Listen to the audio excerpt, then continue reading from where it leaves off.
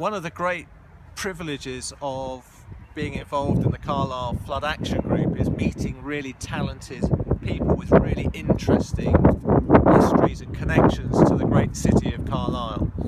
One of them is a man called John Kelsall, a man with a lot of letters after his name, a talented architect who's been in the city for years, member of the Carlisle Civic and District Trust. And he spoke at the last meeting we had on the 7th of January at the Crown and Mitre Hotel.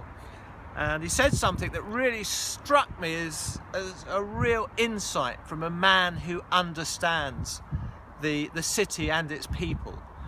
He talked about the Great Fire of London, which you'll remember from your secondary school history books, was on the 2nd of September 1666. At 1 a.m. Sunday morning. And when John talked about the city and London's rebirth, it made me realise, of course, we know about how London came out of that event and became one of the most dominant and successful global cities. A city that was the centre of empire. It was the centre of global trade. It was the place where the Western world, in many senses, was reshaped.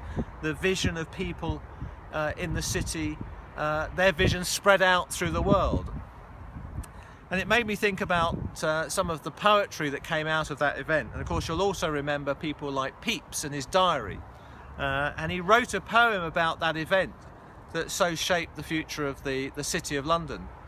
And I thought I'd read it here down by the Petrel River, which is looking very tame today, and of course in the early hours of the 6th of December it was a number of metres higher than me, and many of us of course had come down to the bridge to see the events.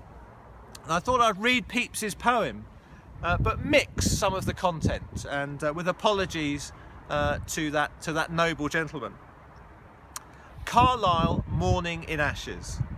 Of fire, fire, fire I sing, that have more cause to cry. In the great chamber of the king, a city mounted high.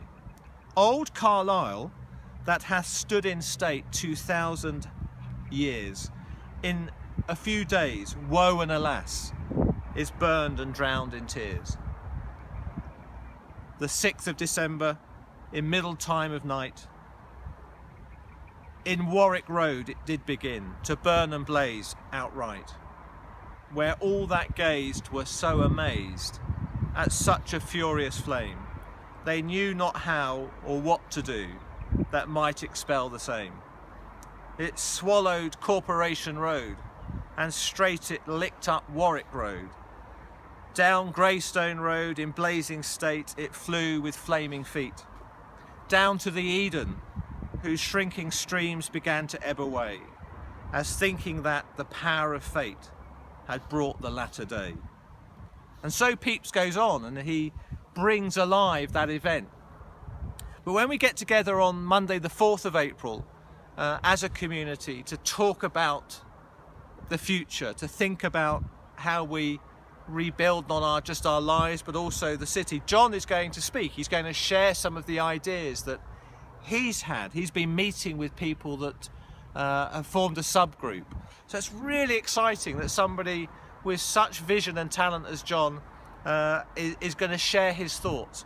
We want you to hear what he's got to say and to contribute to his understanding as we take those ideas to government, to those people with the keys to the Treasury, as it were, to Osborne and to Liz Truss, the people who are holding the keys to the future of the years to come. It's a chance to engage with John and talk about our vision and present that vision to others. So we look forward to seeing you on that Monday, and we look forward to engaging with John's thoughts. We'll see you then.